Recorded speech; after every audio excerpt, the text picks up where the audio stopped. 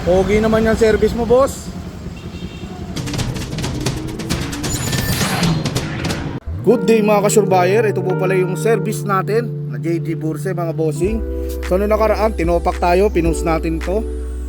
So ayan, meron ng nagkagusto yata. So dadalhin natin ng tondo to mga yon, mga boss. So ayan, oh, napakakapal ng gulong, naka G-Ren na yan, naka YSS. So alagang alaga natin to. 3K lang ang odo nito mga boss. So mga boss, samahan nyo po kami. Mga surveyor, update lang tayo. Nandito na tayo sa Shell 5 sa may tondo. So ito pala yung kasama natin lagi, si Edison.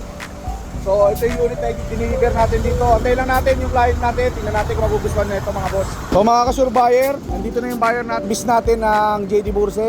Ito repeat buyer natin to si Bossing. Siya rin bumili ng Ninja 400. Ito pangregalo na daw sa anak niya, oh. Napakabait ni Bossing. Nagpa-vlog din to si, ano bang vlog, ano mo sir? Para may shoutout mo. Kuya Moto. So yan, follow na si Kuya Moto.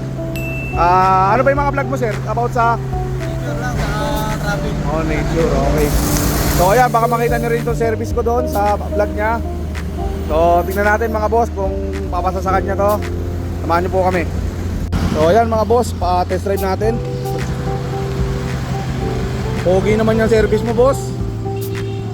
So dahil under sa name natin mga boss yung itong unit na to, i-service natin.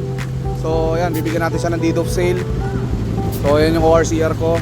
Mamaya pipirma rin ako, bigyan ko rin siya ng ID mga boss. Mga ka-surveyor, nagkasundo na naman kami ni Bossing. So second time na nila boss. So boss, nice nila, ingat po, ingat po. Okay. So ito yung bago nating unit mga boss. Kawasaki Ninja 400 2022 model.